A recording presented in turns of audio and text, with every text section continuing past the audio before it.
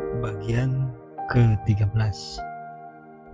Musim penghujan merupakan bulan-bulan di mana banyak orang kawin. Hampir di setiap ruas jalan ada janur kuning tertancap di pinggir pagar, dan rombongan orang-orang yang pergi ke undangan nyaris tanpa henti dari minggu ke minggu. Sementara itu, para lelaki yang belum sempat kawin akan pergi ke tempat pelacuran, mencoba menghangatkan tubuh dengan tubuh para perempuan, dan para kekasih semakin sering berjumpa dan secara diam-diam bercinta. Orang-orang yang telah kawin bagaikan memperoleh kembali bulan madu mereka di bulan-bulan penghujan. Di masa-masa itu banyak sel telur dibuahi dan banyak bakal anak diciptakan Tuhan di rahim para perempuan. Bahkan di tengah pembantaian orang-orang komunis, orang-orang tetap bercinta ketika kesempatan tiba dan terutama ketika hujan turun dengan deras. Tapi hal ini untuk sementara tak berlaku untuk Sang Sodanco dan Alamanda, juga tak berlaku untuk Maman Gendeng dan Maya Dewi. Maman Gendeng dan Maya Dewi masih memainkan drama yang sama sejak perkawinan mereka nyaris 5 tahun yang lalu. Namun paling tidak satu hal jelas membuat Maman Gendeng sangat berbahagia, bahwa kini ia punya tempat yang disebut rumah untuk pulang. Ia telah memimpikan hal itu terutama ketika ia jatuh cinta pada Nasiah dan melihat binar cinta gadis itu pada kekasihnya. Ia memimpikan tatapan penuh cinta seperti itu, sebuah keluarga, sebuah rumah, selama bertahun-tahun yang penuh rasa putus asa dan ketidakyakinan bahwa ia akan memperoleh hal semacam itu. Terutama karena semua orang melihatnya sebagai begundal biang masalah.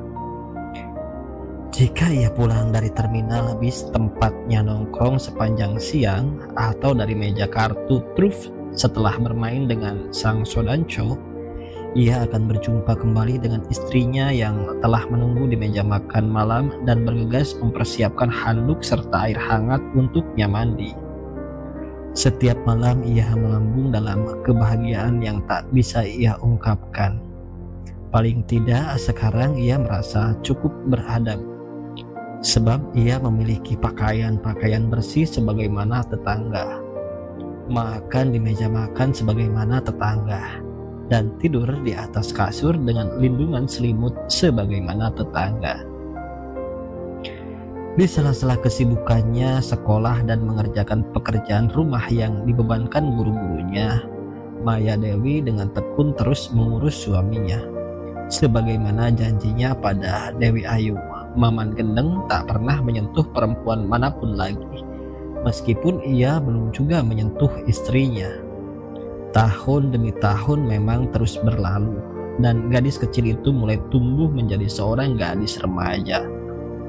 Tubuhnya telah menjadi jauh lebih tinggi dalam 5 tahun terakhir itu.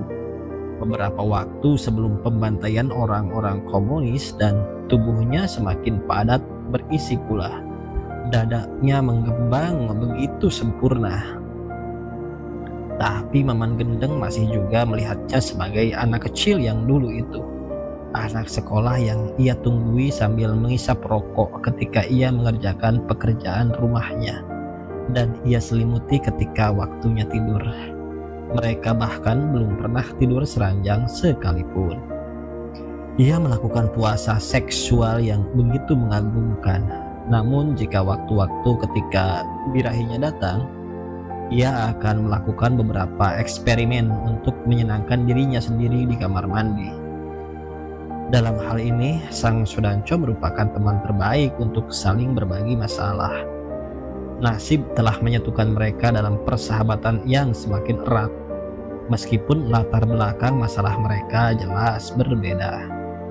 Kini Sang Sodanco tak hanya mengeluhkan kemungkinan istrinya telah mencintai lelaki bernama Kamrade Kliwon itu, namun bagaikan pada teman yang begitu bisa dipercaya, ia mulai menceritakan masalah-masalah keluarganya.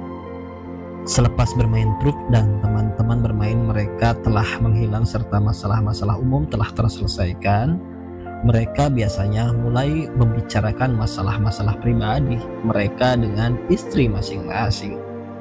Dalam hal ini mereka tak lagi tampak bagai dua orang sahabat, mungkin lebih tepat dua kakak beradik yang saling berkeluh kesah. Suatu hari sang Sodanco berterus terang kepadanya mengenai apa yang terjadi antara ia dan istrinya. Selama tahun pertama perkawinannya, ia tak pernah bisa menyetubuhi istrinya. Bukan sekadar bahwa Alamanda melindungi kemaluannya dengan celana dalam besi, namun bahkan mereka tidur di kasur yang terpisah. Kuncinya sebuah mantra yang tak seorang pun tahu kecuali istriku. Tapi kudengar ia hamil. Waktu itu sang Sodanco tanpa bisa diduga tiba-tiba menangis sesenggukan dan berkata, ia hamil 2 kali dan kedua anak itu menghilang secara tiba-tiba. Dan melanjutkan, padahal aku telah memberi mereka nama Nurul Aini. Ada perempuan hamil tanpa disetubuhi, kecuali kau percaya Maria melahirkan Yesus tanpa disentuh siapapun. Dan tangisan sang Sodanco semakin deras. Di tengah isak tangis itu, pendek namun tegas ia berkata, aku memerkosanya ketika ia lengah dengan pelindung kemaluan itu. Maman Gendeng menghiburnya dengan mengatakan bahwa ia pun belum pernah menyentuh istrinya, membiarkan dirinya masih perawan sebagaimana gadis itu ketika dilahirkan. Dan kukatakan saja, Sodanco, aku tak pernah pergi ke tempat pelacuran lagi kecuali menyenangkan diri sendiri di kamar mandi. Maka lakukanlah sebagaimana aku melakukannya. Maman Gendeng melanjutkan, karena itu cukup baik untuk melepaskan dirimu dari kemurkaan dan kejengkelan. Karena isi buah pelirmu memang harus dibuang secara rutin.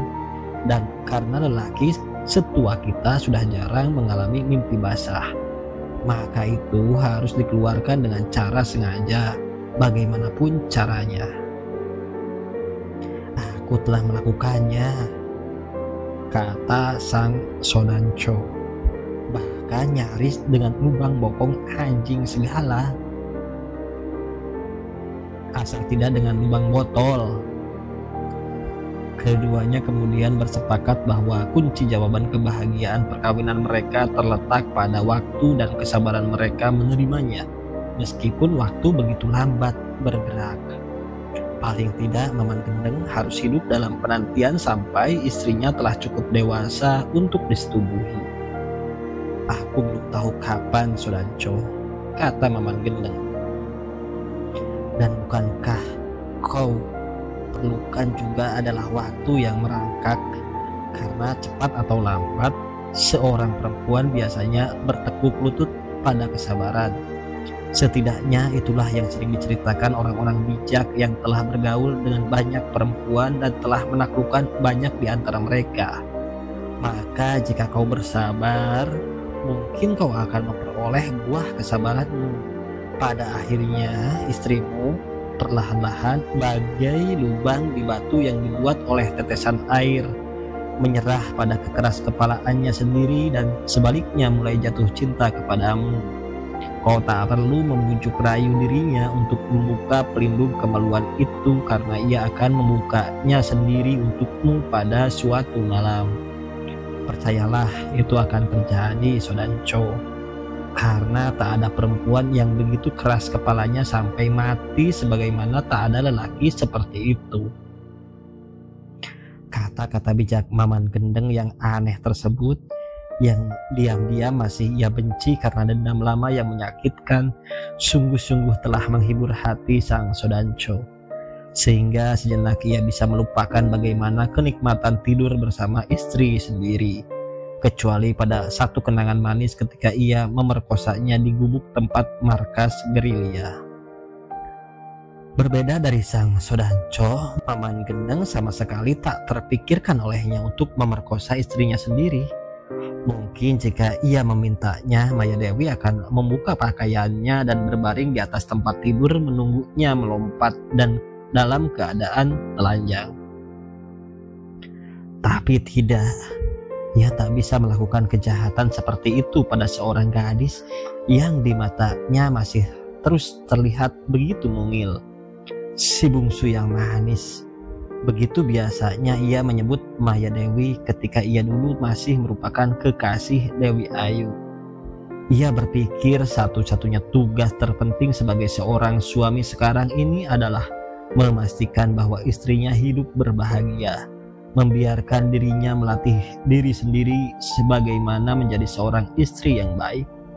Dan lihatlah betapa aku bangga pada istri kecilku, katanya selalu pada para sahabatnya. Karena pada umur 12 tahun ketika aku mengawininya, ia telah pandai memasak dan menjahit dan membereskan rumah dan pekarangan. Sehingga ketika kedua pembantu itu minggat untuk kawin, kami tak merasa perlu dibuat repot. Bagaimanapun Dewi Ayu memang telah melatih anak-anaknya sejak bertahun-tahun sebelumnya, mungkin sejak orok. Maka lihatlah, sepulang sekolah kini ia semakin sibuk menerima pesanan kue-kue dari tetangga untuk pesta ulang tahun anak mereka. Ia membuat kue-kue demikian indah dan cantik dan manis dan enak. Itu diakui Maman Gendeng yang diam-diam sering mencuri cicip di dapur. Desas-desus bahwa ia pandai membuat kue dengan cepat menyebar di antara tetangga, sehingga di akhir 4 tahun perkawinan mereka, Maya Dewi telah memiliki 2 pekerja, 2 orang gadis 12 tahun yang ia bawa karena mereka yatim piatu. Dari hari ke hari mereka akan sibuk dengan adonan tepung dan oven dan cetakan kue. Kesibukannya tak pernah membuatnya lalai memperhatikan segala yang dibutuhkan suaminya. Itulah yang membuat Maman Gendeng demikian bahagia. Tapi ia tetap tak juga menyentuhnya. Ia tak mau merampas kebahagiaan masa kecil istrinya dengan menyuruh Maya Dewi telanjang di atas tempat tidur. Sebab meskipun sejak kecil ia tinggal bersama seorang pelacur paling terkenal di kota itu, ia bahkan mungkin belum pernah memikirkan persetubuhan macam apapun. Terutama setelah ia mendengar apa yang terjadi pada kedua anak pertama sang Sodanco. Ia merasa yakin memang tak pantas melakukan pemaksaan apapun pada seorang perempuan, bahkan meskipun itu adalah istrinya. Demikianlah Maman Gendeng begitu bangga pada kesabaran hatinya. Bertahun-tahun tak bercinta dengan perempuan manapun kecuali dengan tangannya sendiri di kamar mandi. Sekitar sekali seminggu pada hari-hari yang tak tertahankan, atau sebulan sekali pada hari-hari yang penuh pertahanan diri. Sentuhan pada istrinya mungkin hanya sebatas ciuman di dahi menjelang ia tidur atau saat ia akan pergi ke sekolah. Kadang-kadang duduk saling berpelukan waktu mereka nonton di bioskop, dan membopongnya ke tempat tidur jika istrinya tertidur di sofa. Bahkan ia belum pernah melihatnya telanjang bulat. Tetap bertahan dalam kesabaran misterius seorang lelaki yang dahulu adalah pendekar pengembara yang memandang musim berganti musim dengan ketenangan seorang penanti. "Aku akan berhenti sekolah," kata Maya Dewi suatu ketika, mengejutkan Maman Gendeng.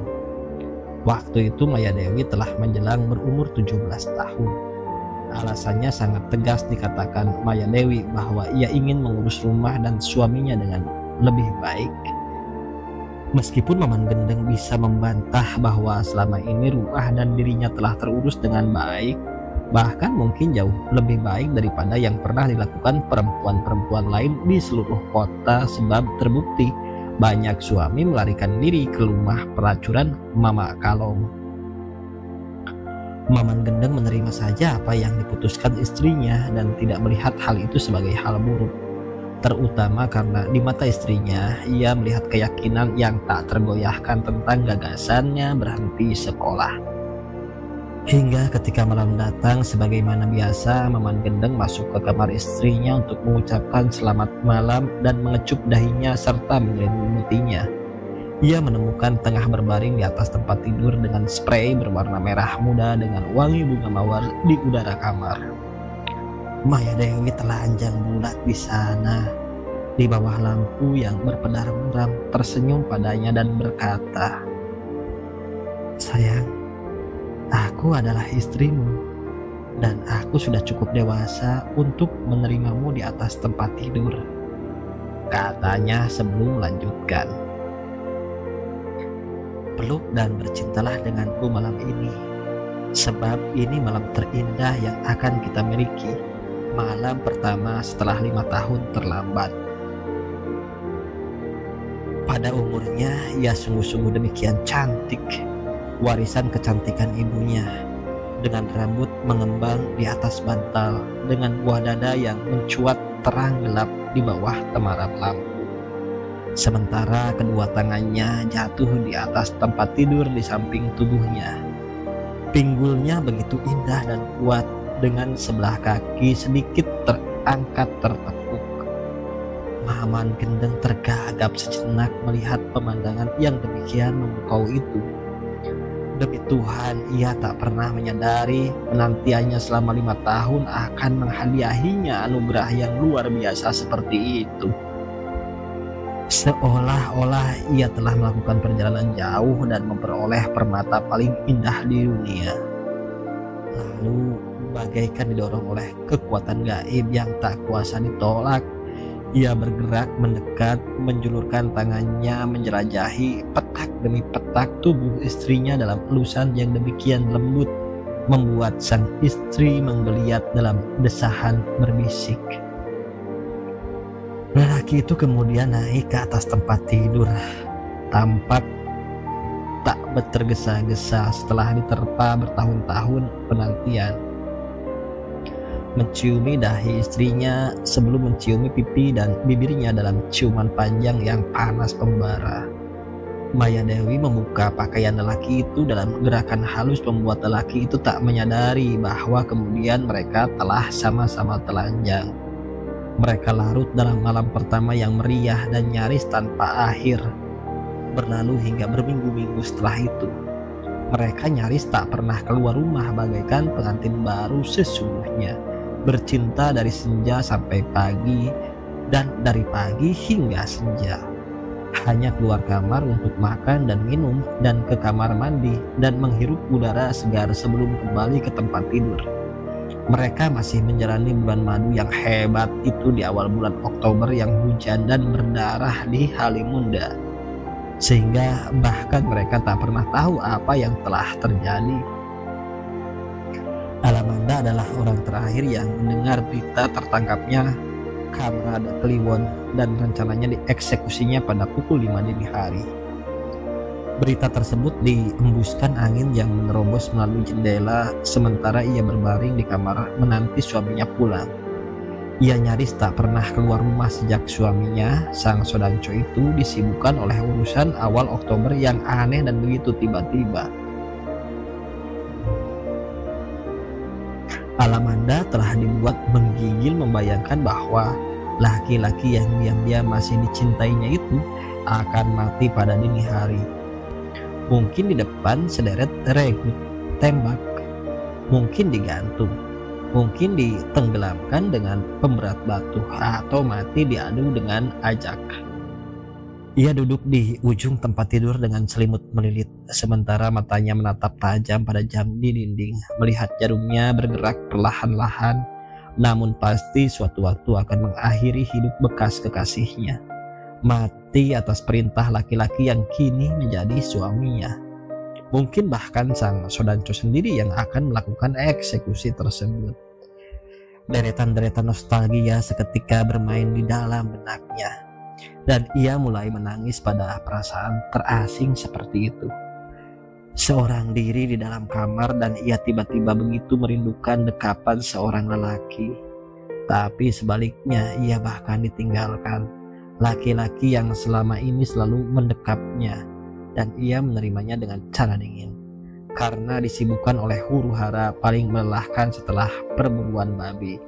Sementara laki-laki lain yang jauh lebih ia harapkan berada di atas tempat tidurnya untuk mendekapnya mengusir udara dingin yang menggigilkan, bahkan tak berdaya menentang kematiannya sendiri.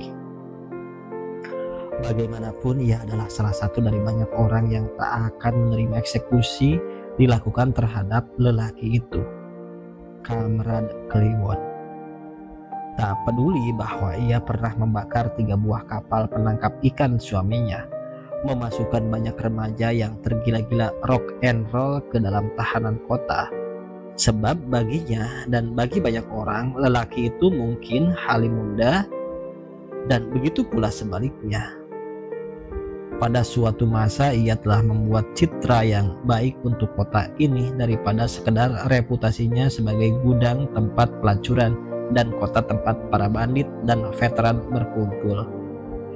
Itu masa-masa ketika lelaki itu masih sekolah. Ia menjuarai berbagai lomba ilmu hitung dan ilmu alam. Ia bahkan secara aneh pernah menjuarai lomba puisi di tingkat provinsi. Dan setiap gadis di Halimunda, juga termasuk Alamanda, akan membawa benaknya kebayangan laki-laki itu setiap kali mereka mengenang kota ini, mengenang peristiwa-peristiwa indah yang pernah terjadi. Dan selama karirnya sebagai seorang komunis, Alamanda yakin tak seorang pemimpin partai komunis pun lebih populer di kota-kota kelahiran mereka daripada Kamrad Kliwon di Halimunda. Tapi dini hari ini ia akan mati, mungkin di depan sederet regu tembak, dan doa mulai mengambang di udara kota dari mulut ke mulut orang-orang yang berharap bisa menghentikan hukuman tersebut. Namun mereka tak berdaya melakukannya. Hanya Alamanda yang tampaknya masih memiliki kekuatan untuk menghentikan pembunuhan laki-laki tersebut. Perempuan itu memegang kuncinya. Pukul 4:30 dini hari, Sang Sodanco akhirnya muncul di rumah. Ia tampaknya hendak beristirahat sebentar sebelum menyaksikan eksekusi terhadap musuh paling menjengkelkannya dijalankan. Namun bagaimanapun ada perasaan tertentu di mana ia merasa menyesal harus membunuh lelaki sekuat itu. Diam-diam ia harus mengakui kekagumannya kepada orang tersebut. Satu kekaguman tulus dari seorang musuh, sebagaimana ia menaruh hormat pada Maman Gendeng. Dan kembali ia menyesal harus kehilangan orang seperti itu. Ia melemparkan revolver ke atas tempat tidurnya, senjata yang sedianya hendak ia pakai untuk ikut membunuh komunis gila satu itu. Lalu membaringkan diri di atas tempat tidur dalam kepenatan tanpa menyadari bahwa Alamanda masih duduk menggigil di sudut tempat tidur. Katakan Sodanco, ia akan mati pukul 5 dini hari ini kan? Tanya Alamanda tiba-tiba dari kegelapan. Ya, jawab Sang Sodanco tanpa menoleh. Akan kubuka mantra itu dan kuberikan cintaku untukmu jika kau menjamin bahwa laki-laki itu akan hidup, kata Alamanda lagi dengan suara nyaring dan penuh kepastian. Sang Sodanco tiba-tiba bangun dan duduk memandang istrinya dalam kegelapan kamar. Keduanya saling memandang sejenak dalam satu transaksi paling aneh antara sepasang suami istri. Aku serius, Sodanco. Transaksi yang cukup adil, kata Sang Sodanco. Meskipun itu membuatku sangat cemburu. Demikianlah Kamrad Kliwon melewati malam itu tanpa sebutir peluru pun bersarang di tubuhnya. Sang Sodanco tak berkata apapun lagi pada istrinya. Ia hanya berdiri mengambil revolvernya kembali, lalu berjalan keluar kamar dengan langkah tegap seolah ia memperoleh pasokan energi luar biasa. Ia pergi ke markas rayon militer tempat Kamrad Kliwon ditahan dan menemui regu tembak yang tampak sedang mengelap senapan-senapan mereka dalam satu kebanggaan bahwa setengah jam lagi mereka akan membunuh mangsa paling besar dalam sejarah karir militer mereka, jika bukan sepanjang hidup mereka. Sang Sodanco menemui pemimpin regu tembak tersebut dan mengatakan apa maunya. Yang terjadi adalah bahwa Sang Sodanco mengejutkan seluruh anak buahnya, baik yang sedang berjaga-jaga dan terutama para anggota regu tembak yang telah dibuat tak sabar oleh jadwal ketat. Ia berkata bahwa tak seorang pun boleh membunuh lelaki itu, Kamrad Kliwon, dan tak seorang pun boleh bertanya apa alasannya. Hal-hal pertanggungjawaban pada para jenderal di komando pusat adalah tanggung jawabnya. Dan jika ada salah seorang saja berani membunuh laki-laki itu, ia tak akan segan-segan membunuh pembunuh tersebut dengan revolvernya sendiri, sambil memperlihatkan senjata itu. Ia akan membunuh keluarga pembunuh tersebut tanpa sisa, anak, istri, dan orang tua dan mertua, kakak, serta bahkan keponakan, sepupu, paman, dan bibi mereka. Perintahnya demikian tegas dan tak seorang pun berani membantah meskipun otak mereka masih sempat bertanya-tanya apa yang terjadi. Tapi ketika Sang Sodanco hendak pulang kembali ke rumah, ia berdiri di gerbang dan menoleh pada para prajurit yang telah tak tidur sepanjang malam untuk menanti kesempatan eksekusi tersebut. Lama Sang Sodanco memandang mereka sebelum berkata, "Kalian boleh menghajarnya. Namun sekali lagi, jangan sampai mati. Pukul 7 pagi ia sudah harus dibebaskan." Dan ia segera pulang. Di rumah ia mendapati istrinya berbaring telanjang di atas tempat tidur mereka, persis sebagaimana Maman Gendeng menemukan Maya Dewi beberapa waktu sebelumnya. Udara terasa begitu hangat dan menyegarkan meskipun di luar musim hujan membuat segalanya membeku. Melalui lampu tidur yang berpedar dan melihat lekuk tubuh perempuan yang telah begitu ia kenal, lekuk demi lekuk, kini perempuan itu berumur 21 tahun, sangat matang dan menggoda.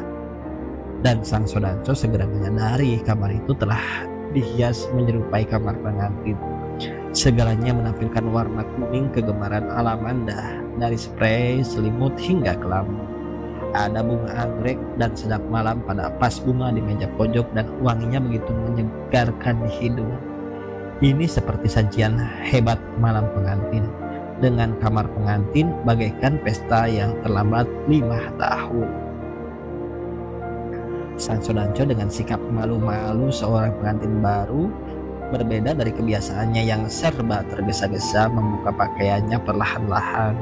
Kemudian malam pengantin yang terlambat 5 tahun itu pun dimulai, diikuti bulan madu yang romantis dan hangat luar biasa. Mereka bercinta malam itu dengan begitu liar dan dahsyat, bermula di atas tempat tidur warna kuning tersebut, lalu bergeser ke lantai saat mereka terguling tanpa sadar, lalu berlanjut di kamar mandi dan melakukannya di sofa pada saat matahari telah menyorot tajam. Mereka menutup semua pintu rumah, mengurung para pembantu di dapur, dan melakukannya lagi di ruang tamu diselingi membaca buku-buku porno. Kembali lagi ke kamar mandi dan semuanya dilakukan dalam kejutan-kejutan untuk tetangga dan para pembantu yang bertanya-tanya di dapur karena teriakan-teriakan pendek Alamanda serta dengusan Sang Sodanco. Mereka melakukannya hingga 3 kali ejakulasi di malam yang sempit itu, tapi memuaskannya menjadi 11 kali sepanjang siang. Sungguh-sungguh sepasang petarung yang telah dibuat lapar selama 5 tahun. Sebagaimana Maman Gendeng dan Maya Dewi, mereka nyaris tak keluar rumah selama minggu-minggu setelah itu. Tak lagi peduli tentang apa yang terjadi di luar rumah mereka. Hingga berbulan-bulan kemudian Sang Sodanco mendengar kabar bahwa istri Maman Gendeng tengah hamil tua. Seseorang melaporkan bahwa para preman anak buah Maman Gendeng telah datang ke rumah sahabatnya itu dengan hadiah-hadiah kecil untuk ikut berbahagia bersama keluarga tersebut. Pesta kecil digelar, para preman itu mabuk di halaman belakang, tak peduli pada teriakan Maman Gendeng yang melarang siapapun mabuk di rumahnya. Mereka bahkan mulai bergelimpangan di lantai hingga Maman Gendeng harus menyeretnya satu persatu dan melemparkannya ke pinggir jalan. Pada saat itulah Maman Gendeng duduk di kursi beranda memandangi sahabat-sahabatnya yang bergelimpangan di pinggir jalan tersebut. dan beberapa di antaranya terhuyung-huyung kembali ke pangkalan mereka di terminal bis. Ia memandang semua itu dalam pandangan gamang antara seorang lelaki yang ingin memiliki satu kehidupan sebiasa mungkin sebagaimana laki-laki berkeluarga yang lain yang pernah ia lihat, dan seorang lelaki yang telah hidup bertahun-tahun dalam keliaran udara terbuka dengan solidaritas para sahabat. Ia masih laki-laki penuh ambiguitas itu, lelaki jahat di luar rumah namun lelaki yang begitu baik di dalam rumah. Ketika anak mereka akhirnya lahir sebagaimana janjinya, ia memberi nama bayi itu Rengganis. Kelak orang lebih banyak memanggilnya sebagai Rengganis si cantik karena kecantikannya yang luar biasa. Pada waktu itulah sang Sodanco muncul untuk ikut berbahagia bersamanya. Sodanco itu berkata dengan penuh ketulusan bahwa ia sungguh-sungguh merasa bahagia melihat sahabatnya kemudian memperoleh anak perempuan yang begitu cantik seperti ibu dan neneknya. Tentu saja ia sempat mengolok-oloknya dengan mengatakan bahwa laki-laki itu akhirnya memperoleh kesempatan malam pertama setelah 5 tahun menanti, dan terbukti tombaknya masih berfungsi dengan baik. Tak peduli harus beristirahat selama itu kecuali kesempatan-kesempatan konyol di kamar mandi. Mendengar itu, Maman Gendeng yang bengis dan kasar jadi tersipu malu dan bertanya dengan hati-hati bagaimana keadaan sang Sodanco sendiri. Sang Sodanco menampakkan senyumannya yang lebar dan berkata, "Lihatlah aku, wahai sahabatku. Kita bernasib mujur dan segala kesabaran ini akhirnya berbuah dengan baik. Istriku tengah hamil tua pula, begitu bulat. Wahai sahabatku, jangan perlihatkan pandangan bertanya-tanya seperti itu, sebab aku tak melakukannya sebagaimana 2 kehamilan terdahulu. 2 anak telah hilang padahal mereka harusnya lahir sebagai anak-anak yang manis. Tapi kuharap kesedihanku akan lenyap kini. Istriku akan melahirkan sesungguh-sungguhnya anak, dan aku bersumpah ia tak akan kalah cantik dari anak perempuanmu ini. Sebab aku telah melakukannya dengan benar, tidak dalam perbuatan terkutuk memerkosa istriku sendiri. Kami melakukannya sebagaimana pengantin-pengantin muda lainnya, meskipun agak malu-malu, tapi hangat dan bergelora dan tulus dan penuh cinta." Ia masih melanjutkan, "Kau pasti terkejut mendengar itu, wahai sahabatku. Begitu pula aku soal keterkejutan ini ketika suatu malam menjelang pagi menemukan istriku telanjang dan berkata bahwa ia bersedia ditiduri tanpa paksaan apapun, dan selama berhari-hari setelah itu kami menikmati malam-malam bulan madu yang begitu indah. Cerita ini mungkin tak jauh berbeda dengan apa yang kau alami, sahabatku, sebab mungkin dunia telah memberi takdir agar kita bernasib sama." Kedua lelaki itu tertawa kecil. Sang Sodanco sama sekali tak mengatakan, dan ia menganggap tak ada perlunya Maman Gendeng tahu bahwa ia memperoleh cinta istrinya dengan cara membayarnya dengan nyawa seorang komunis bernama Kamrad Kliwon. Untuk kebahagiaan mereka yang melimpah-limpah itu, Maman Gendeng dan Sodanco kemudian bersulang di halaman belakang, tempat Maman Gendeng memelihara ikan sambil bercakap-cakap tentang banyak hal, tentang strategi bermain truf, dengan janji bahwa mereka akan bertemu kembali di meja permainan kartu di tengah pasar setelah berbulan-bulan keduanya absen disebabkan bulan madu yang nyaris tanpa akhir itu. 6 bulan setelah Rengganis dilahirkan, Maman Gendeng membawa anak dan istrinya ke rumah sang Sodanco. Setelah ia mendengar bahwa Alamanda hendak melahirkan, mereka datang tepat pada waktu anak itu muncul dan menangis. Saat itulah Maman Gendeng menjabat tangan sang Sodanco yang berbahagia melihat anak bayi yang sungguh-sungguh terdiri dari tulang dan daging dan darah dan kulit dan sempurna sebagaimana kebanyakan bayi lain di dunia. Bayi itu seorang perempuan, dan kenyataannya memang tak kalah cantik dari anak musuh sekaligus sahabatnya itu. Maman Gendeng berkata, "Selamat, Sodanco. Kuharap tidak sebagaimana kita. Sebagai sepupu, kedua anak gadis ini akan menjadi sahabat baik. Tentu saja, kata sang Sodanco. Apakah kau telah mempersiapkan sebuah nama? Sebagaimana kedua kakaknya yang lenyap, kata sang Sodanco. Ia ku beri nama Nurul Aini. Kelak orang lebih suka menyebutnya pendek saja, Ai. Demikianlah kisah tentang dua orang ayah dan menanti bertahun-tahun sejak hari perkawinan mereka untuk memperoleh buah hati masing-masing. Demikian pula lah mengapa keduanya kemudian menjadi dua orang laki-laki yang begitu mencintai anak-anak perempuan mereka, sehingga jika mereka kembali bertemu di meja permainan kartu truf bersama pedagang ikan asin dan pemotong daging, keduanya kadang datang dengan anak-anak tersebut. Dan di sanalah mereka kemudian tumbuh bersama-sama. Mereka akan membiarkan anak-anak itu mengacak-acak kartu di tengah permainan atau membuang begitu saja uang-uang logam taruhan mereka. Dan dengan semakin aneh, persahabatan Maman Gendeng dan sang Sodanco semakin erat dengan kehadiran dua gadis tersebut. Sementara itu, 12 hari setelah kelahiran Nurul Aini, sepupu yang lain dilahirkan. Ia seorang bayi laki-laki, Nanak Adinda. Dan ayah bocah itu memberi si bayi nama Krisan. Ini adalah kisah yang lain, keluarga yang lain, nasib yang lain. Berawal jauh berbulan-bulan ke belakang, kembali ke hari ketika Kamrade Kliwon hendak dieksekusi di waktu dini hari. Jika eksekusi itu sungguh-sungguh dilakukan, Krisan tak mungkin dilahirkan. Tapi demikianlah nasib. Kamrade Kliwon tak pernah sungguh-sungguh dieksekusi, sebagaimana kemudian diketahui banyak orang setelah Alamanda membeli nyawanya dengan penyerahan diri pada sang Sodanco.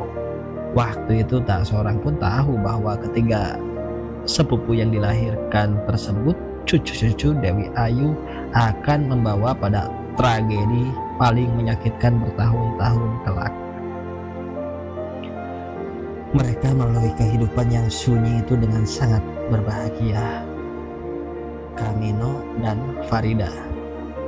Kamino berbahagia karena setelah bertahun-tahun ia akhirnya memperoleh seorang gadis yang mau menjadi istrinya dan tinggal di tengah pemakaman sebagai penunggu dan penggali kuburan.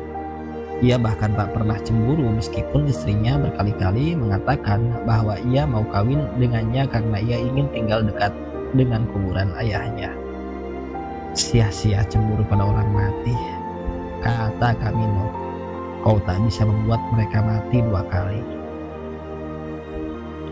Mereka masih sering memainkan permainan jailangkung itu, memanggil roh mu'alimin untuk menemui anak gadisnya. Orang mati itu tampaknya bahagia bahwa Farida memperoleh suami seorang penggali kubur. Tak ada yang lebih baik dari penggali kubur, kata si orang mati. Mereka melayani orang-orang yang tak lagi butuh dilayani. Perkawinan mereka semakin bahagia ketika tak lama setelah perkawinan keduanya, Farida hamil. Jika ia lelaki, generasi baru penggali kubur segera tiba, kata Farida kepada suaminya. Dan jika ia perempuan, kota ini terancam tak ada seorang pun mau menguburkan mayat. Begitulah kehidupan mereka berdua. Sehari-hari kebanyakan mereka hanya berbincang-bincang berdua. Selebihnya berbincang dengan roh-roh orang mati. Sisanya mungkin bicara dengan para penziarah atau rombongan pengantar jenazah, atau kesempatan-kesempatan langka bertemu tetangga yang jaraknya terhalang perkebunan coklat dan kelapa. Selain itu, kehidupan mereka juga bisa dikatakan cukup makmur. Selain rumah yang telah disediakan kota untuk mereka, keluarga itu tak pernah kekurangan uang. Setiap hari hampir selalu ada penziarah, dan mereka selalu menyelipkan selembar dua lembar uang ke tangan Kamino. Orang berziarah pada hari ke-7 kematian seseorang, dan berziarah kembali pada hari ke-40, berziarah lagi pada hari ke-100 kematian. Dan pada hari ke-1000 kematian di awal bulan puasa, mereka juga melakukan ziarah. Dan setelah lebaran orang-orang kadang berziarah juga.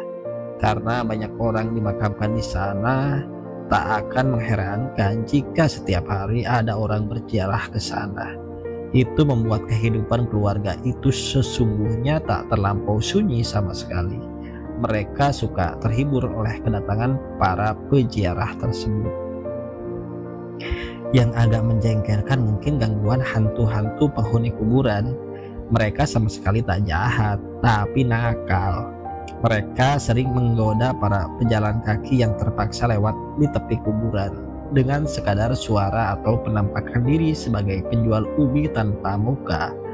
Itu sering terjadi hingga tak banyak orang mau lewat di sekitar tempat itu di malam hari disebabkan godaan hantu tanpa muka yang mengerikan. Kamino dan Farida sering melihatnya, tapi mereka sudah sangat terbiasa dan hanya mengusirnya seperti orang mengusir ayam yang masuk ke dapur. Tentu saja ada hantu-hantu jenis lain, namun seperti apapun bentuknya, Kamino dan Farida telah dibuat kebal oleh godaan mereka. Bahkan kadang-kala mereka balik menggoda. Siang hari jika tak ada banyak kesibukan, Farida masih sering duduk sendirian di samping kuburan ayahnya. Ia menempatkan sebuah kursi di sana tepat ia bisa duduk.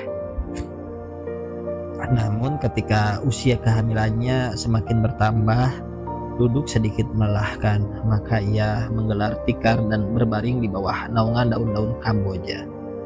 Ternyata itu tak bertahan lama, sebab angin laut yang sering menerbangkan pasir cukup mengganggu siapapun yang berbaring di tanah. Maka Kamino membuatkannya ayunan dari anyaman tali yang diikatkan dari satu pohon Kamboja ke pohon Kamboja lainnya. Dan istrinya bisa berbaring di sana sambil memejamkan mata dibuat angin sementara tubuhnya terayun-ayun ringan. Suatu ketika hal itu terjadi malapetaka. Ketika usia kehamilannya mencapai 6 bulan, ia tertidur di ayunan tersebut. Dalam satu mimpi buruk yang mengguncangkan, ia terlonjak dan terpelanting jatuh. Perempuan itu mengalami pendarahan dan sebelum Kamino yang mendengar suara bergedebuk sampai di tempatnya, ia telah mati. Betapa sedihnya lelaki itu. Ia kehilangan istri sekaligus bakal anaknya. Ia akan melalui hari-hari sepi yang sama sebagaimana telah ia lalui bertahun-tahun. Tapi ini akan berbeda. Kesepiannya akan jauh lebih menyedihkan. Sebab ia pernah memiliki hari-hari penuh kebahagiaan dengan harapan akan punya anak. Ia mengurus sendiri pemakaman istrinya. Hanya memberitahu 1-2 tetangga disebabkan rasa sedihnya sehingga ia tak sanggup memberitahu lebih banyak orang. Ia memandikan istrinya dengan penuh kasih sayang dalam kesedihan yang menyayat dan menyalahkan dirinya karena telah membuat ayunan tali tersebut. Ia bahkan menyalatkan jenazah itu sendirian pula. Rumah penggali kubur itu memiliki cukup banyak stok kain kafan. Maka ia mulai membungkus sendiri istrinya dengan kain kafan. Di sore hari ia mulai mencangkul kuburannya istrinya, persis di samping kuburan Mu'alimin, sebab ia tahu itulah yang tentunya diinginkan Farida. Ketika malam datang, penggalian itu selesai. Dengan air mata bercucuran, ia membopong mayat istrinya dan meletakkannya di ceruk kecil di dalam galian, mulai menutupinya dengan papan-papan kecil.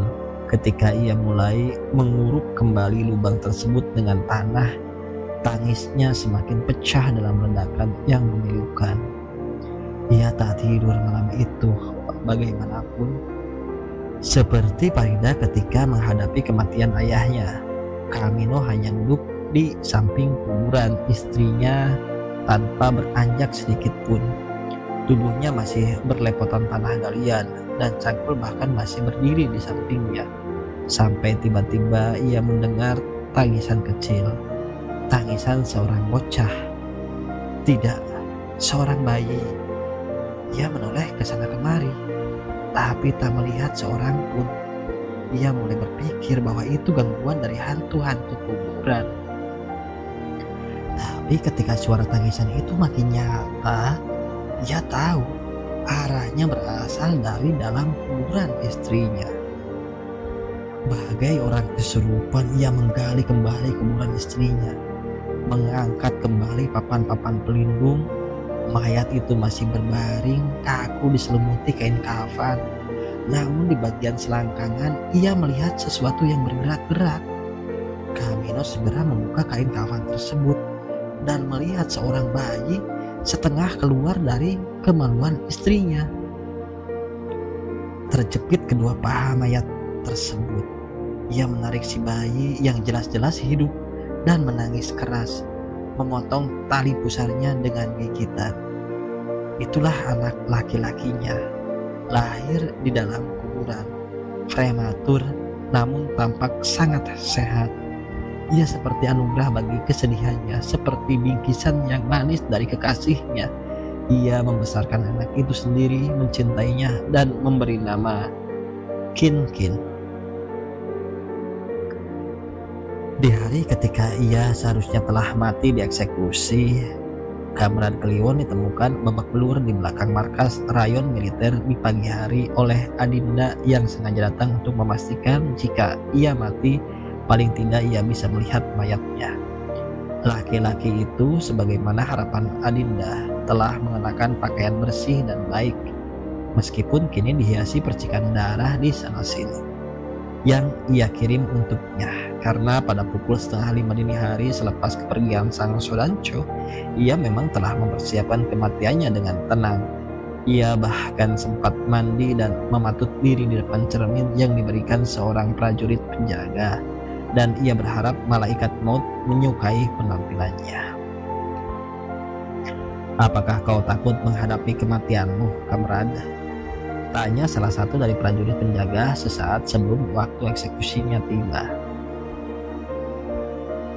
"Hanya tentara yang dipenuhi rasa takut," kata Kamrad Kliwon. "Sebab jika tidak, mereka tak akan membutuhkan senjata apapun."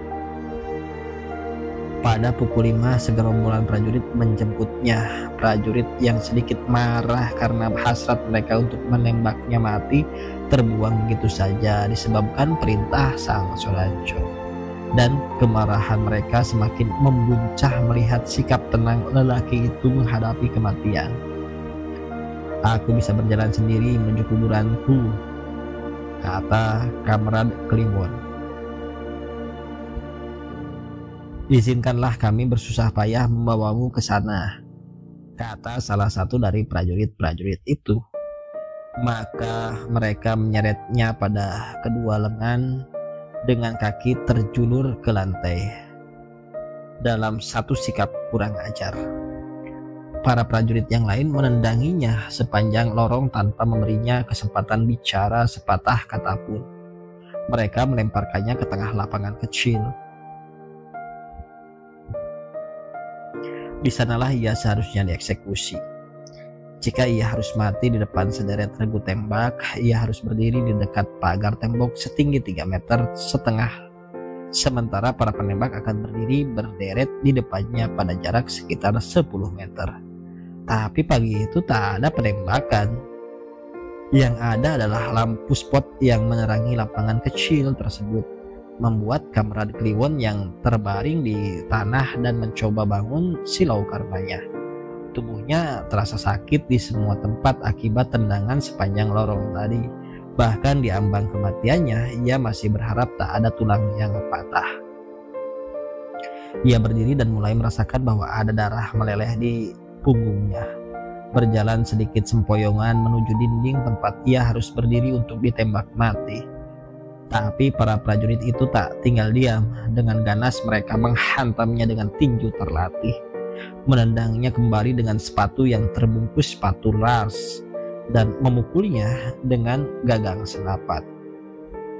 "Kalian tak mungkin membunuhku dengan cara seperti ini," kata Kamrad Kliwon. Satu tendangan lagi dan ia tak sadarkan diri. Itu mengakhiri semua penyiksaan terhadap dirinya. Prajurit-prajurit itu hanya menjungkir balikannya dengan ujung sepatu, dan tak seorang pun berani memukulnya lagi, terutama dalam keadaan tak sadarkan seperti itu. Didorong kekhawatiran ia akan mati, Sang Sodanco telah mengizinkan mereka menyiksanya, tapi tidak membunuhnya, dan mereka tak berani mengambil resiko menentang Sang Sodanco. Akhirnya mereka menyeret tubuh tak sadar itu ke halaman belakang rayon militer. Jika ia mati dicabik-cabik anjing, itu sudah di luar tanggung jawab mereka. Ketika ia sadar, Kamerad Kliwon menemukan dirinya di atas tempat tidur rumah sakit dengan tubuh kaku diselimuti pembalut malang melintang di sana sini. Di sampingnya duduk menanti Adinda. Wajahnya demikian cantik dengan senyum begitu tulus, senang melihatnya sadar dan masih hidup. Nona ini menyeretmu sampai jalan raya sebelum membawanya ke sini dengan beca, dan kau tak sadarkan diri selama 2 hari 2 malam, dan Nona ini menungguimu terus di sini selama itu, kata dokter yang berdiri di sampingnya. Kamerad Kliwon mengatakan terima kasih yang tak terdengar karena mulutnya juga dibungkam pembalut. Tapi dari sorot matanya Adinda bisa melihat ia mengatakan demikian, dan ia mengangguk berkata berharap ia bisa sembuh secepatnya. Itulah laki-laki yang memimpin belasan pemogokan, memimpin lebih dari 1000 orang komunis di Halimunda, dan ia kehilangan semuanya. Lebih dari 1000 orang, jumlahnya tak pasti. Anggota maupun simpatisan partai akhirnya mati, dan sisanya yang tak begitu banyak masuk ke dalam tahanan. Sebagian besar masih di Bludenkamp. Ia adalah satu-satunya komunis yang masih tersisa bebas di kota itu. Kehilangan kontak dengan sahabat-sahabat seperjuangannya, terasing di kota sendiri yang tengah bergerak menuju dunia baru, dunia tanpa orang-orang komunis. Ia berbaring terasing di rumah sakit itu selama seminggu, ditunggui Adinda, dan setiap pagi ditenok Mina. Kadang-kadang kesadarannya yang masih labil membuatnya mengigau memanggil nama teman-temannya. Semuanya tentu saja kemungkinan besar sudah mati dan mungkin masuk neraka.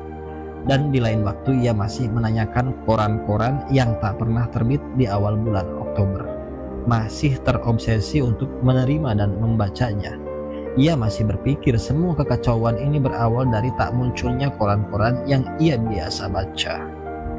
Adinda berkali-kali mencoba menjelaskan kepadanya bahwa koran-koran itu memang tak terbit pada 1 Oktober dan tidak juga pada hari-hari berikutnya. Tapi Kamerad Kliwon bersikeras bahwa koran-koran tersebut terbit, dicetak di percetakan sebagaimana biasa. Tapi tentara-tentara sialan itu merampas mereka semua. Jika igauannya sudah mulai melantur, Adinda segera mengkompres dahinya yang terserang demam, dan laki-laki itu akan segera terlelap. Apakah aku perlu memberi rekomendasi ke rumah sakit jiwa? Tanya si dokter pada Adinda. Tak perlu, kata Adinda. Ia sebenarnya waras, bukan main. Yang gila adalah dunia yang dihadapinya. Sepulang dari rumah sakit, secara fisik ia telah cukup pulih. Kamerad Kliwon kembali ke rumah ibunya menjadi orang yang tak peduli pada siapapun. Ia mengambil banyak pekerjaan ibunya dan bekerja seorang diri menjahit pakaian-pakaian pesanan. Pekerjaannya serapi pekerjaan ibunya, namun itu ia lakukan lebih karena ia tak mau berhubungan dengan orang lain.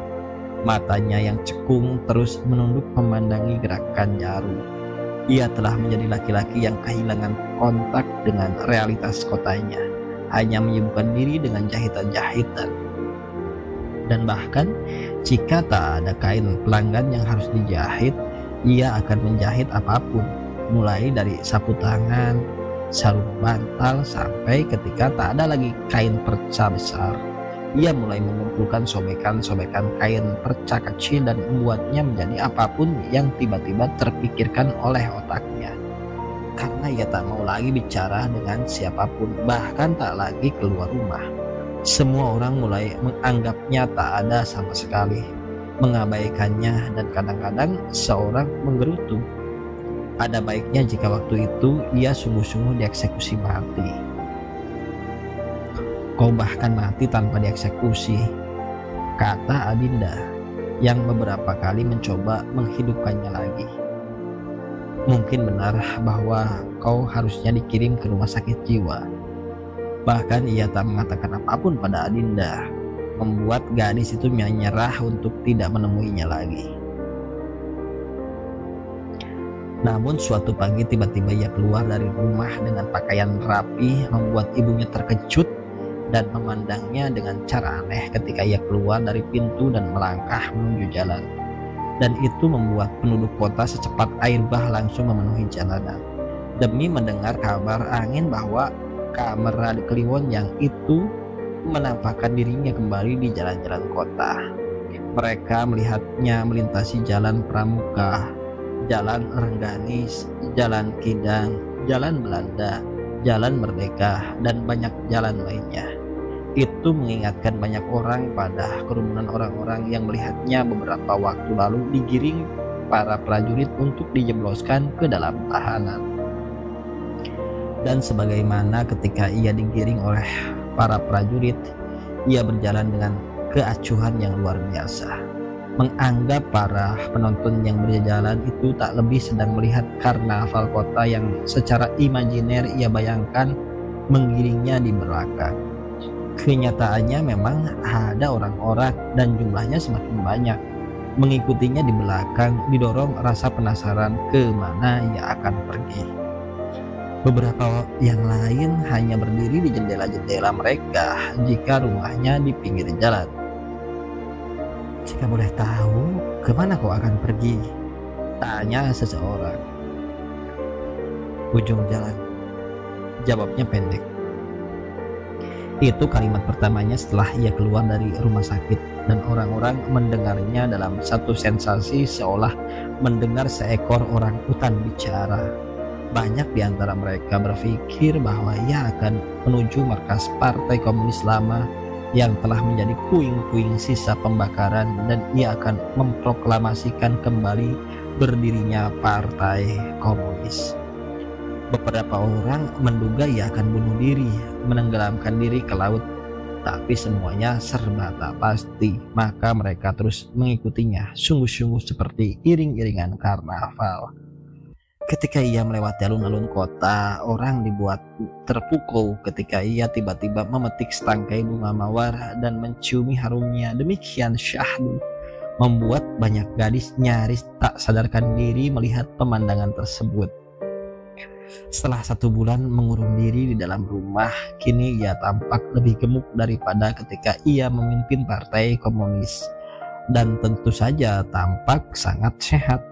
Meskipun sebelum ini mereka melihat matanya di relung yang cekung tampak lelah dan depresi, namun ketika mereka melihatnya mencium bunga mawar tersebut, tampak sekilas mata yang berbinar yang dahulu kala membuat banyak gadis mabuk kepayang.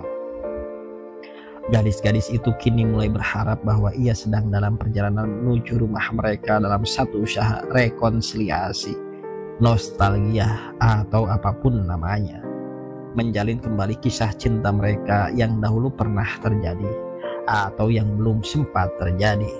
Dan kini semakin banyak orang berjalan di belakangnya dalam satu kepenasaran yang sama.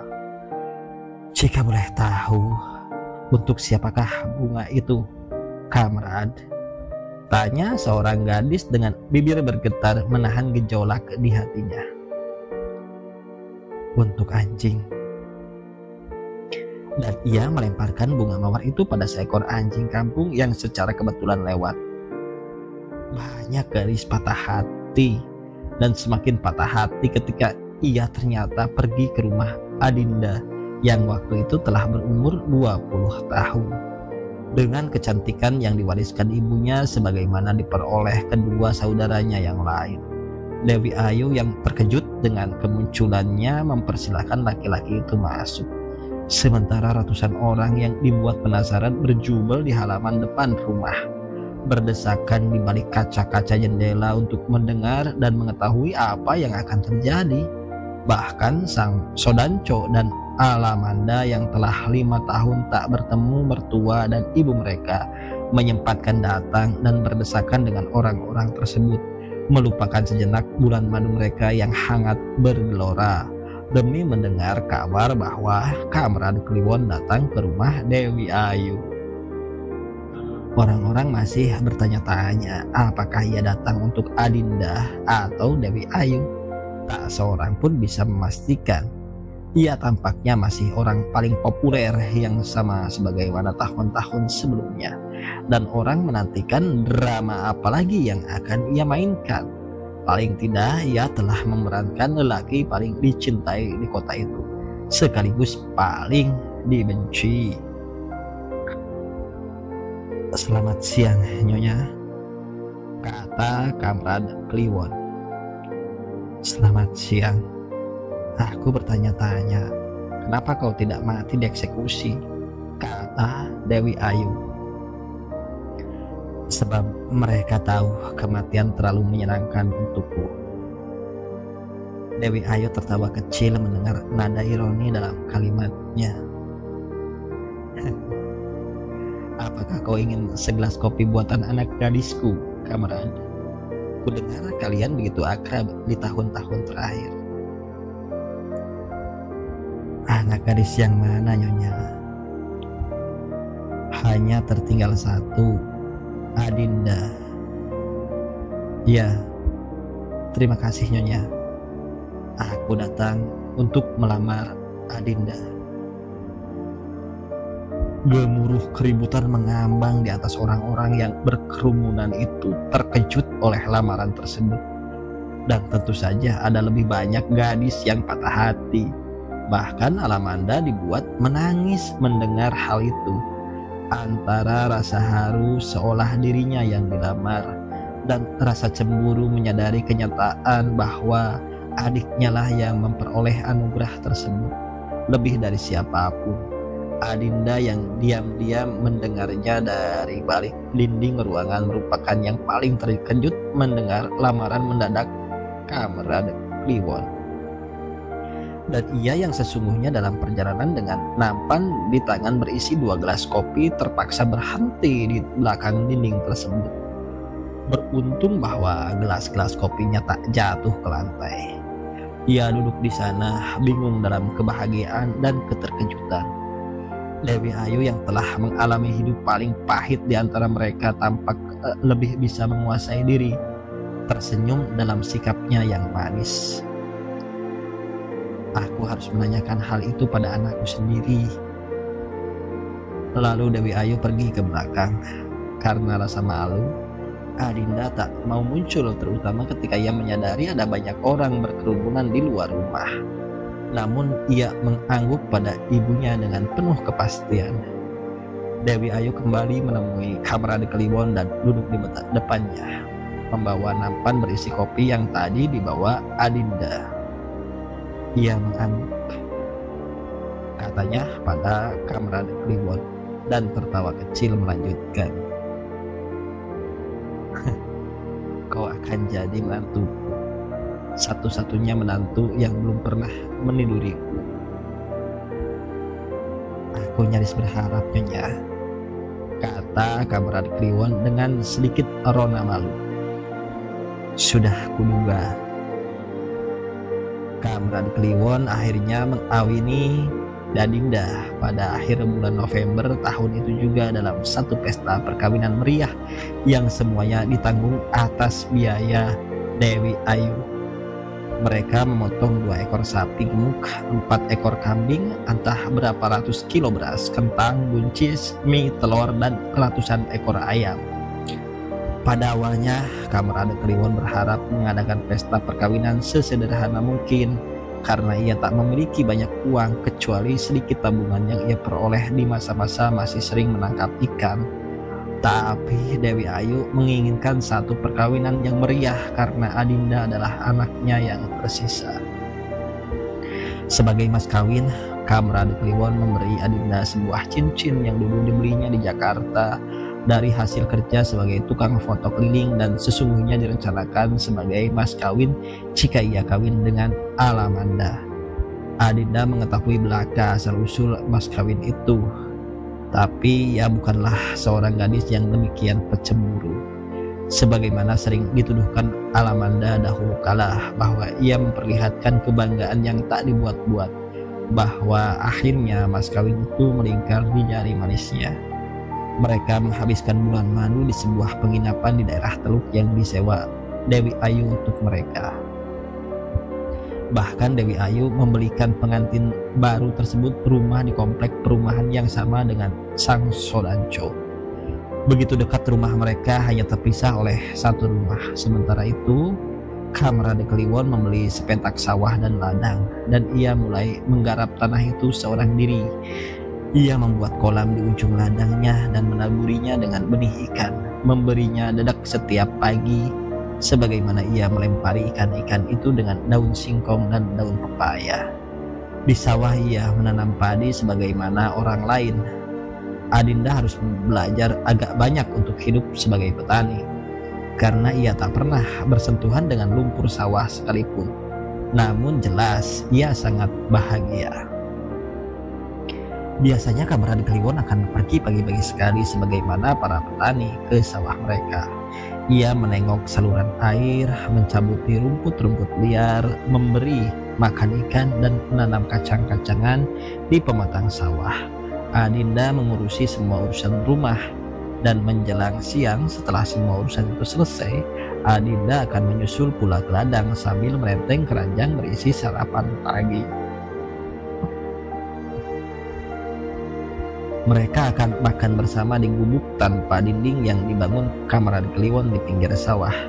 Dan sepulangnya keranjang itu akan berisi daun singkong muda dan ubi. Pada bulan Januari tahun berikutnya, Adinda yang memeriksakan dirinya ke rumah sakit memperoleh kepastian bahwa ia hamil. Berita itu tak hanya membuat keduanya berbahagia, namun semua yang mengenal mereka ikut berbahagia. Alamanda adalah orang pertama yang secara langsung menemui mereka untuk mengucapkan selamat. Waktu itu ia pun sedang hamil dan Nurul Aini belum lahir. Ia datang ketika pasangan itu tengah bersantai di beranda rumah melihat bunga-bunga yang ditanam Adinda bermekaran demikian indah. Keduanya sedikit terkejut oleh kedatangannya, sebab meskipun mereka bertetangga, Alamanda tak pernah mampir, dan begitu pula sebaliknya. Kamarade Kliwon agak dibuat salah tingkah, namun Adinda segera memeluk kakaknya dan saling mencium pipi. "Apa kata dokter?" kata Alamanda. Ia bilang, seorang tak jadi pelacur seperti neneknya, dan seorang komunis seperti ayahnya. Alamanda tertawa oleh humor Adinda. "Dan apa kata dokter untuk perutmu?" tanya Adinda. "Kau tahu, perutku telah menipu 2 kali. Aku tak terlalu yakin." "Alamanda," kata Kamarade Kliwon tiba-tiba, membuat kedua perempuan itu sama-sama berpaling memandang ke arahnya, dan mendapati laki-laki itu tengah memandang perut Alamanda. Itu membuat wajah Alamanda memucat. Ia masih ingat bagaimana dulu Kamarade Kliwon mengatakan bahwa perutnya hanya berisi angin dan angin, seperti panci kosong. Ia khawatir laki-laki itu akan mengatakan hal yang sama, tapi ternyata tidak. "Aku bersumpah itu bukan panci kosong sebagaimana anakmu yang terdahulu itu," kata Kamarade Kliwon lagi. Alamanda memandangnya seolah ia ingin mendengar laki-laki itu mengulang kembali apa yang dikatakannya, dan Kamarade Kliwon mengangguk meyakinkan. "Ia gadis kecil yang cantik, mungkin lebih cantik dari ibunya, sempurna dan tanpa cacat, dengan rambut hitam legam serta mata tajam warisan ayahnya. Ia akan lahir 12 hari sebelum anakku. Kalian bisa memberinya nama Nurul Aini sebagaimana kakak-kakaknya. Tapi percayalah, ia akan lahir dan hidup dan bahkan menjadi besar." Bagi Alamanda maupun sang Sodanco telah dipaksa oleh pengalaman untuk tidak mempercayai apa saja kata Kamrad Kliwon, dan betapa berbahagianya mereka mendengar bahwa Alamanda akhirnya sungguh-sungguh hamil dengan jabang bayi meringkuk di rahimnya. Apalagi Kamrad Kliwon mengatakan bahwa bayi itu adalah seorang gadis kecil yang cantik, tanpa cacat, dan yang penting ia sungguh-sungguh akan dilahirkan dan hidup. Meskipun begitu, pengalaman juga mengajari mereka untuk tak memperlakukannya secara berlebihan. Demi Tuhan, sebagaimana kata Kamrad itu, ia akan kuberi nama Nurul Aini, kata sang Sonancho. Sebagaimana janjinya ketika ia meminta Kamrad Kliwon dibebaskan dari eksekusi itu, Alamanda telah memberikan cintanya dengan tulus pada sang Sonancho. Cinta itu kini sungguh-sungguh berbuah menjadi jabang bayi di rahim. Mereka, sang Sonancho dan Alamanda, tampaknya harus segera menghilangkan kecurigaan dua anak yang terdahulu hilang karena dikutuk, dan mulai melihatnya sebagai produk-produk gagal ketidakadaan cinta, karena kini tampaknya akan terbukti cinta bisa memberi apa yang mereka inginkan.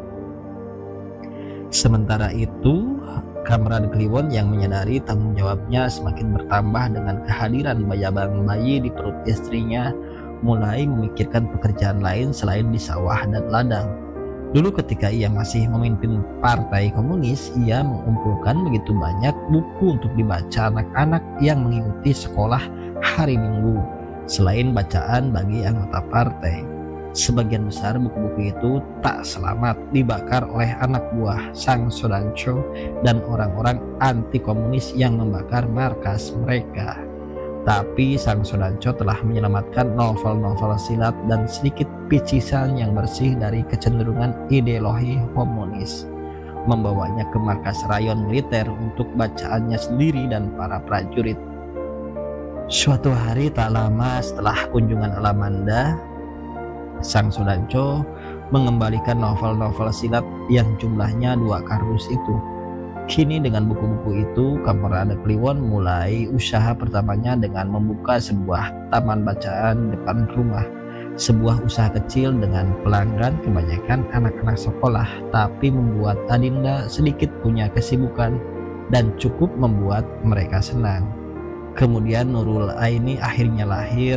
Sang Sonancho sedikit terkesan ketika Maman Gendeng yang mengunjunginya berkata, "Selamat Sonancho, kuharap tidak sebagaimana kita.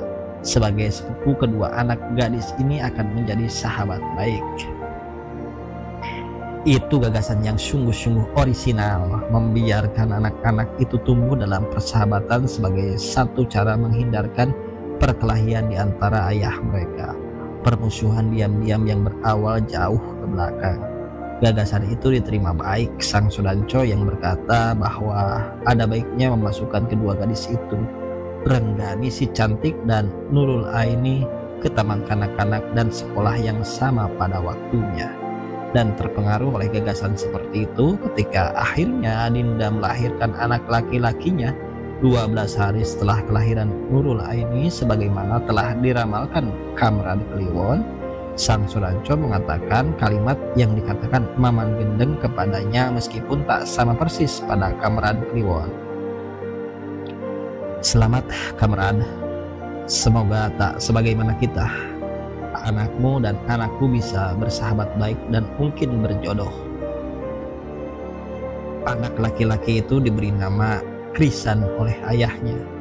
Ia mungkin memang telah ditakdirkan berjodoh dengan Nurul Aini, tapi kehidupan selalu bicara lain. Ada Renggani si cantik di antara mereka.